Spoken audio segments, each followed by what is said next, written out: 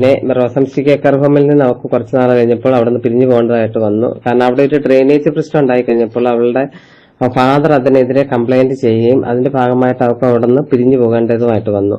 ഏറ്റുമാനൂരിൽ മക്കളെയും കൊണ്ട് ട്രെയിനിൻ്റെ മുന്നിൽ ചാടി മരിച്ച ഷൈനി എന്ന് പറയുന്ന വീട്ടമ്മയെക്കുറിച്ച് ഇപ്പോൾ ഒരുപാട് വീഡിയോസും കാര്യങ്ങളൊക്കെ വരുന്നുണ്ട്. ഒരു പക്ഷേ എന്ന് പറഞ്ഞാൽ ഇതൊക്കെ കേൾക്കുമ്പോഴേ അവർക്ക് ഇതിനുള്ള ഒരു ധൈര്യം കിട്ടിയത് തന്നെ എന്ന് പറഞ്ഞു കഴിഞ്ഞാൽ ഈ അനുഭവത്തിലൂടെ എന്നാണ് എനിക്ക് തോന്നിയിട്ടുള്ളത്. അതായത് ഒരു വീട്ടമ്മ അവർക്ക് എന്ന് പറഞ്ഞു കഴിഞ്ഞാൽ ആ രണ്ട് മക്കളെയും കെട്ടിപ്പിടിച്ചുകൊണ്ട് ആ ഒരു പാളത്തിൻ്റെ മുന്നിൽ നിൽക്കുമ്പോഴേ അവർ ഇതിലും വലുതാണ് ഇവിടെ അനുഭവിച്ചത് എന്നുള്ളതാണ്.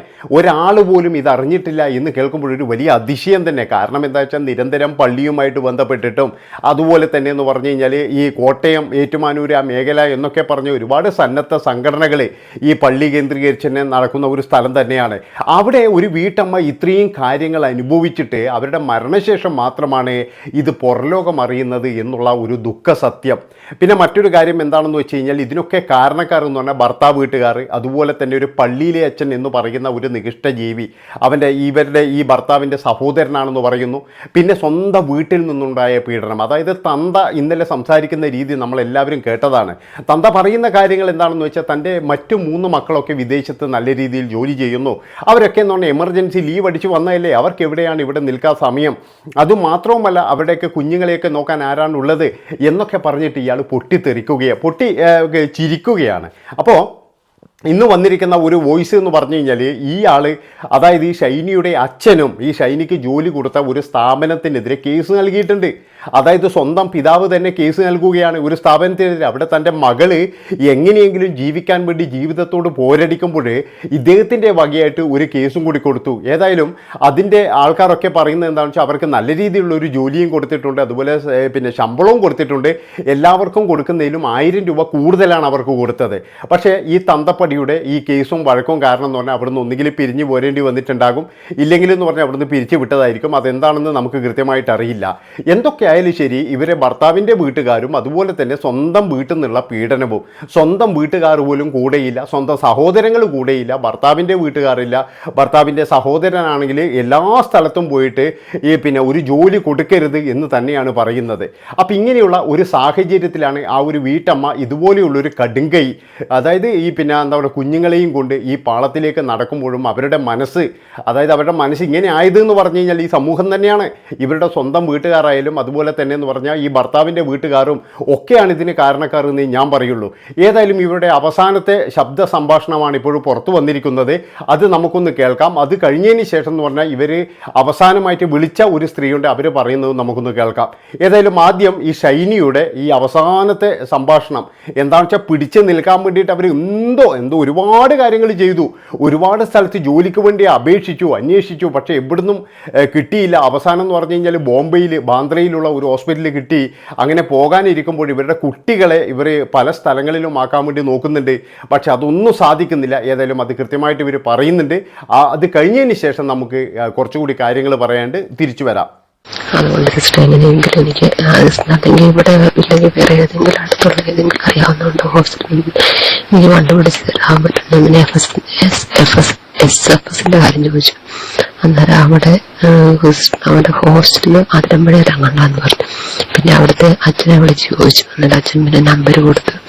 അന്നേരം അവിടെ SFSലെ പിള്ളേരും പിന്നെ വേറെ യൂണിവേഴ്സിറ്റിയിലെ പിള്ളേരെ മാത്രം എടുക്കും, അല്ലാതെ പുറത്തുനിന്ന് പിള്ളേരെ എടുക്കില്ല എന്ന് പറഞ്ഞു. പിന്നെ അതിന്റെ അപ്പുറം എങ്ങാണ്ടൊരു വേറെ ഹോസ്റ്റലുള്ളത് വലിയവരുടെ എങ്ങാണ്ടാന്ന്. നേരത്തേക്ക് പിള്ളേര് അങ്ങനെ എത്താൻ പറ്റിയില്ല. അത് ഒരാളെങ്ങാണ്ട് ഒരു റൂമിൽ 4 പേരെ മറ്റെങ്ങാണ്ട. അന്നേരം പിള്ളേരാകുമ്പോൾ നിർത്താൻ പറ്റില്ല. 6 കഴിയുമ്പോഴത്തേന് പിള്ളേരാന്ന് പറഞ്ഞപ്പം അങ്ങനെ പിള്ളേരെ നിന്നോടെന്നൊക്കെ പറഞ്ഞുതരാം. അത് പറ്റിയെന്ന് പറഞ്ഞു. പിന്നെ SFSലെ പിള്ളേർക്ക് അവിടെ ഉള്ള ഹോസ്റ്റലിലെ പിള്ളേർക്ക് ഇവിടുന്ന് സ്കൂളിൽ നിന്ന് ഫുഡ് കൊണ്ട് കൊടുക്കുന്നെന്നും പറഞ്ഞു. അന്നേരം അങ്ങനെ ചോദിച്ചപ്പോഴത്തേക്ക് പിന്നെ അത് വഴിയടഞ്ഞു. പിന്നെ ലാസ്റ്റ് സിസ്റ്ററോട് പറഞ്ഞു, സിസ്റ്റർ എങ്ങനെയെങ്കിലും എന്തെങ്കിലും ഒരു വഴി കാണിച്ചു തരണം, എനിക്ക് പറ്റില്ല, അല്ലെങ്കിൽ എനിക്ക് വേണമെന്ന് പറഞ്ഞു. എന്നിട്ട് പിന്നെ സിസ്റ്റർ പിന്നെ പറഞ്ഞതിനോട് ചോദിച്ചത് അത് ആ ഒരു റൂമേ ഉള്ളൂ, അത് പൊളിക്കാതിട്ടിരുന്നു. പക്ഷേ പിള്ളേർ തന്നെ കിടക്കും. ഇസ്ലാമിനില്ല, കുഴപ്പമില്ല, കടന്നോളും. അവിടെയാണെങ്കിലും പിള്ളേർ തന്നെ കിടന്നു, റൂമിൽ തന്നെ കടന്നോളും. അന്നേരം പറഞ്ഞു പാമ്പം കണ്ട് നാളെന്ന് പറയും. അമ്മ അതൊക്കെ പോയില്ല സിസ്റ്റർ, എനിക്ക് ഇത്തിരി നാളായില്ല, ഇനി ഇപ്പൊ പാമ്പൊന്നും അവിടെ കാണുന്നില്ല, അതൊക്കെ ഇറങ്ങിപ്പോയി കാണും, അല്ലാതെ അതിന് കുഴപ്പമൊന്നുമില്ല. അന്നേരം പിള്ളേർ തന്നെ കിടക്കുക, അല്ലെങ്കിൽ ഞാൻ അവിടെ പോയി കിടക്കേണ്ട വരും. ഞാൻ പറഞ്ഞില്ല സിസ്റ്റർ കുഴപ്പമില്ല, പിള്ളേരുടെ കടന്നോളെന്ന് വന്നിട്ട് എന്നോട് ചോദിച്ചു പിള്ളേർ ഫുഡ് ഞങ്ങൾ കഴിക്കുന്ന ഫുഡൊക്കെ ആയിരിക്കും. ഞങ്ങളത് കുഴപ്പമൊന്നുമില്ല, പിള്ളേർ കഴിച്ചുകൂടെ കഞ്ഞിയൊക്കെയാണ്. ഞമ്മളത് മനസ്സിലായി ഞങ്ങളും പിള്ളേർ ഉണ്ടായിരുന്നത് അവിടെ കഞ്ഞിയായിരുന്നു, ഇവിടെയും കഞ്ഞിയാണ് രാത്രിയിൽ, അവിടെ ഞങ്ങൾ കഞ്ഞി. അത് കുഴപ്പമൊന്നുമില്ല, പിള്ളേർക്ക് അങ്ങനെ പ്രത്യേകിച്ച് കറി വേണമെന്ന് കഞ്ഞി വേണമെന്ന് ഞാൻ പിന്നെ ഇളയാണോ ഒന്നും തന്നെയല്ല. അതാണെങ്കിൽ അതിനെന്തെങ്കിലും ഒരു പൂത്തിരി ഇച്ചിരി കഞ്ഞിയും ഇച്ചിരി കറിയാണ് എന്തെങ്കിലും ഒരിച്ചിരി അത് തിന്നുന്നില്ലെന്ന് പറഞ്ഞു. അതുകൊണ്ട് അതൊന്നും കുഴപ്പമില്ല അതൊക്കെ ഞങ്ങൾ അഡ്ജസ്റ്റ് ആയിക്കോളും, എങ്ങനെയെങ്കിലും ഒരു ഇതുണ്ടാക്കി തന്നാൽ മതി എന്ന് പറഞ്ഞാൽ അന്നേരം വന്ന് ആദർശനോട് ചോദിച്ചിട്ട് ഞാൻ പറയാൻ തോന്നി. ജസ്റ്റ് പറഞ്ഞിരുന്നേട്ടോ. പിന്നെ ഞാനിവിടെ വന്നപ്പോഴത്തേക്ക് 3:15 അവിടെ ഞാൻ SHൽ പോയി ചോദിച്ചു.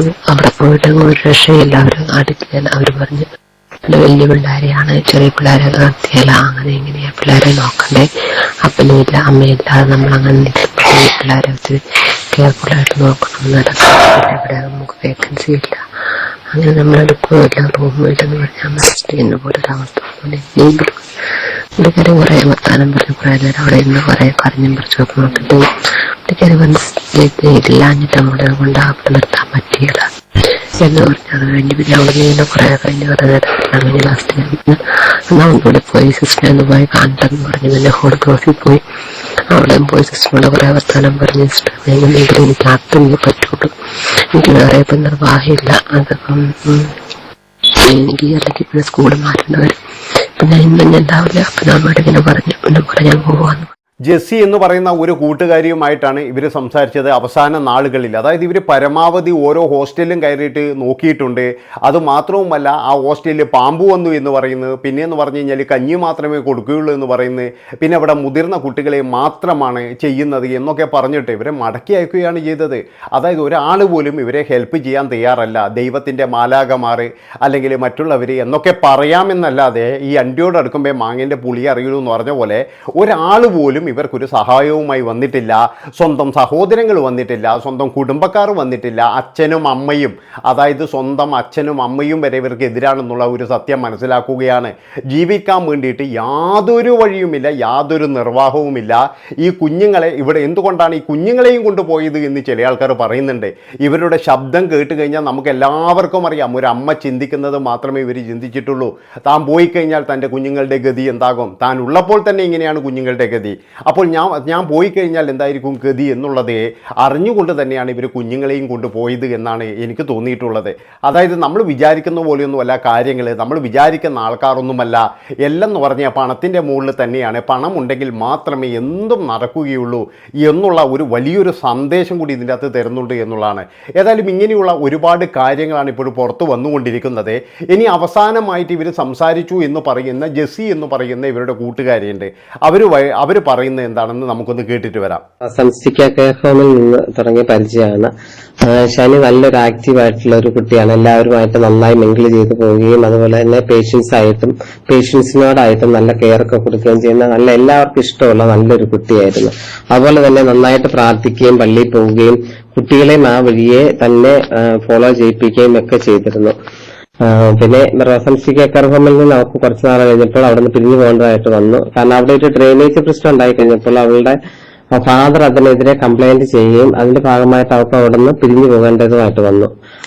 അവിടെ നിന്ന് പിരിഞ്ഞു പോയതിനു ശേഷം അവള് പല സ്ഥലങ്ങളിലും ജോലിക്കായി അന്വേഷിക്കുകയും അതുപോലെ തന്നെ അതോടൊപ്പം തന്നെ അവള് NCLEX ആറിന് വേണ്ടി പ്രിപ്പയർ ചെയ്യുകയും ചെയ്യുന്നുണ്ടായിരുന്നു. നിർഭാഗ്യവശാൽ അവർക്കവിടെ എങ്ങനെ തന്നെ ജോലി ശരിയായി കിട്ടിയില്ല.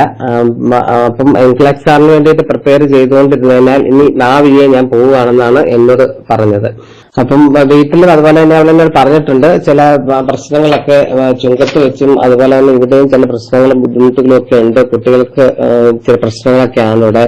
അതുപോലെ കുട്ടികളോട് ഇവിടുത്തെ ഗ്രാൻഡ് പേരൻസ് ഇച്ചിരി സ്ട്രിക്റ്റ് ആയിട്ടാണ് പെരുമാറുന്നത്. അത് അവർക്ക് അതുപോലെ കുട്ടികൾക്ക് ഒരുപോലെ വിഷമം ഉണ്ടാക്കുന്നുണ്ട്. അതുകൊണ്ട് കുട്ടികളെ എങ്ങനെയെങ്കിലും ഇവിടുന്ന് മാറ്റി നിർത്തണം, അവർക്ക് എവിടെയെങ്കിലും ജോലിക്കായിട്ട് പോകണമെന്ന് എന്നോട് പല പ്രാവശ്യവും പറഞ്ഞിട്ടുണ്ടായിരുന്നു. അപ്പൊ അങ്ങനെ ഇരുന്നപ്പോഴത്തേന് കുറച്ച് ദിവസം മുമ്പ് എന്നോട് നേരത്തെ പറഞ്ഞിരുന്നു, കുട്ടികളെ നെക്സ്റ്റ് ഇയറിലേക്കെങ്കിലും അവരുടെ ഹോസ്റ്റലിലേക്ക് മാറ്റണം, ഞാൻ എവിടെയെങ്കിലും ദൂരെ ജോലിക്കായിട്ട് പോവുകയാണെന്ന് എന്നോട് പറഞ്ഞിരുന്നു. അപ്പൊ ഈ അടുത്ത നാളുകളിൽ പാദ്രയിൽ അവർക്ക് ജോലി ശരിയായെന്നാണ് അവളെന്നോട് പറഞ്ഞത്. അതിന്റെ ഭാഗമായിട്ട് അവള് കുട്ടികളെ ഹോസ്റ്റലിലേക്ക് മാറ്റണം, അത് എവിടെയെങ്കിലും ഉണ്ടോ എന്ന് അന്വേഷിച്ചുകൊണ്ട് എന്നോട് സംസാരിച്ചിരുന്നു അതിനെ കുറിച്ച്. അപ്പോൾ കുട്ടികൾ പഠിക്കുന്നത് ഇവിടെ ഹോളിക്രോസ് സ്കൂളിലാണ്. അപ്പൊ ഹോളിക്രോസിൽ നേരത്തെ തന്നെ ഒരു ഹോസ്റ്റൽ ഉണ്ടായിരുന്നു. ഇപ്പം കുട്ടികൾ ഇപ്പൊ ഈ അതിന്റെ റിപ്പയറിംഗിന്റെ ഭാഗമായിട്ട് ആ ഹോസ്റ്റൽ അടച്ചിരിക്കുകയായിരുന്നു. അപ്പം ഞാൻ ഷൈനിയോട് പറഞ്ഞു, ഷൈനി ഇവിടെ ഒന്ന് പ്രിൻസിപ്പളുമായിട്ടൊന്ന് സംസാരിച്ചു നോക്ക്. അപ്പം അതിന്റെ ഭാഗമായിട്ട് ഷൈനി ഇവിടെ വരികയും അതുപോലെ തന്നെ പ്രിൻസിപ്പളുമായിട്ട് സംസാരിക്കുകയും ചെയ്തു. അപ്പോൾ ഷൈനിയുടെ ബുദ്ധിമുട്ടുകളും പ്രയാസങ്ങളും ഒക്കെ കണ്ട് പ്രിൻസിപ്പൾ പറഞ്ഞു, ഓക്കെ ഞാൻ ഹോസ്റ്റൽ കുട്ടികൾക്കായിട്ട് അലോ ചെയ്യാമെന്നും പറഞ്ഞ് ഹോസ്റ്റലിലേക്ക് സാങ്ഷൻ നൽകുകയും ചെയ്തു. ഷൈനി എപ്പോഴും എന്നോട് പറഞ്ഞത് ബാദ്രയില് അവിടെ അടുത്തൊരു ബാദ്രയിലെ ഒരു ഹോസ്പിറ്റലില് ജോലി ചെയ്യുകയും അതിനടുത്തുള്ള ആ ഒരു സെന്റർ ഉണ്ട്, അവിടെ എൻഗ്ലക്സാറിന് അപ്പിയർ ചെയ്യുകയും ചെയ്യാൻ വേണ്ടിയിട്ടാണ് ഞങ്ങൾ ചെയ്യുന്നതെന്നാണ് പറഞ്ഞത്. വളരെ സന്തോഷകരമായിട്ടാണ് ഞങ്ങൾ തമ്മിൽ പിരിഞ്ഞത്. മോക്കി ഹോസ്റ്റല് കിട്ടിയതിനു ശേഷം അവൾ എനിക്ക് മെസ്സേജ് ഇടുകയും ചെയ്തിരുന്നു. അപ്പം അതിനുശേഷം വീട്ടിൽ ചെന്നതിന് ശേഷം എന്താണ് സംഭവിച്ചതെന്ന് കൃത്യമായിട്ട് എനിക്ക് അറിഞ്ഞുകൂടാ. കാരണം പിന്നീട് ഞങ്ങൾ തമ്മിൽ യാതൊരു കോണ്ടാക്റ്റും ഉണ്ടായിട്ടില്ല. പിന്നെ പിറ്റേ ദിവസം ഞാനിവിടെ അന്ന് നൈറ്റ് ഡ്യൂട്ടിയിൽ ഉണ്ടായിരുന്ന സമയമായിരുന്നു. പിറ്റേ ദിവസം ഞാനിവിടെ വന്ന് വീട്ടിൽ വന്നു കഴിഞ്ഞപ്പോഴത്തേനും അവിടെ നിന്ന് റോസാൻസിക്കാൻ തന്നെയാണ് എനിക്ക് ഫോൺ കോൾ വന്നത്, ഇതുപോലെ ഷൈനിക്ക് ഇങ്ങനെയൊക്കെ സംഭവിച്ചു എന്നുള്ളത്. അത് വളരെ ഞെട്ടലോടുകൂടിയാണ് ഞാൻ ആ വാർത്ത എനിക്ക് കേൾക്കാനായി സാധിച്ചത്. അപ്പോൾ ശരിക്കും പറഞ്ഞു കഴിഞ്ഞാൽ ഇവരുടെ കുടുംബക്കാരെ, അതായത് ഈ തന്തയെയും തള്ളയെയും തന്നെ ചോദ്യം ചെയ്യണം. അവർക്ക് ഇതിലെന്തോ കാര്യമായിട്ടുള്ള പങ്കുണ്ട്. കുടുംബക്കാരെ മുഴുവൻ ചോദ്യം ചെയ്യണം എന്നാണ് എനിക്ക് പറയാനുള്ളത്. ഈ ഭർത്താവിൻ്റെ വീട്ടുകാർ മാത്രമല്ല, സ്വന്തം കുടുംബത്തിൽപ്പെട്ടവരും ഭർത്താവിനോട് കൂടെ ചേർന്നിട്ട്, അല്ലെങ്കിൽ ഭർത്താവിൻ്റെയും സഹോദരൻ്റെയും കൂടെ ചേർന്നിട്ട് ഈ പാവപ്പെട്ട യുവതിയെ വളരെ ക്രൂരമായിട്ട് ആക്രമിച്ചു എന്നാണ് എനിക്ക് തോന്നുന്നത്. ഇതിനെതിരെ എന്ന് പറഞ്ഞ് ശക്തമായിട്ട് അവർക്ക് നീതി കിട്ടണം. അല്ലാതെ ഇന്നലെ ഈ തന്തവെന്ന് പറയുന്ന പോലെ ഞങ്ങൾക്ക് നീതി കിട്ടണമെങ്കിൽ അവൻ അറസ്റ്റ് ചെയ്യണം. അവനെ അറസ്റ്റ് ചെയ്തിട്ടുണ്ട്. അവനെ അറസ്റ്റ് ചെയ്യുന്നതോടൊപ്പം തന്നെ എന്ന് പറഞ്ഞാൽ അന്ന് മാനസികപരമായിട്ട് ഇവരെ എന്തെങ്കിലും പീഡിപ്പിച്ചിട്ടുണ്ടോ? അതുപോലെ തന്നെ എന്ന് പറഞ്ഞാൽ ഈ തന്തയും തള്ളയും പിന്നെ സഹോദരങ്ങൾക്കും ഇതിൽ പങ്കുണ്ടോ? എല്ലാവർക്കും പങ്കുണ്ട് എന്ന് തന്നെയാണ് എനിക്ക് പറയാനുള്ളത്. കാരണം എന്താണെന്ന് വെച്ച് കഴിഞ്ഞാൽ ഇന്നലെ ഈ തന്തയുടെയും അതുപോലെ തന്നെ തന്ത പറയുന്ന ചില കാര്യങ്ങളുണ്ട്. തൻ്റെ മക്കൾക്ക് എവിടെയാണ് ലീവ്? തൻ്റെ മക്കൾ അവരെ കൊച്ചുങ്ങളെയൊക്കെ ഒറ്റക്കാക്കി വന്നതല്ലേ? അവരൊക്കെ എമർജൻസി ലീവ് എടുത്ത് വന്നതല്ലേ? അവരൊക്കെ തരുന്ന പൈസ കൊണ്ടാണ് ഞാൻ ജീവിക്കുന്നത്, അതുകൊണ്ട് അവർക്ക് തിരിച്ചു പോയല്ലേ മതിയാവും എന്നൊക്കെ പറഞ്ഞിട്ട് തന്ത അങ്ങ് പൊട്ടിച്ചിരിക്കുകയാണ്. എന്തോ ഒരു വലിയൊരു സന്തോഷം വന്നതുപോലെ.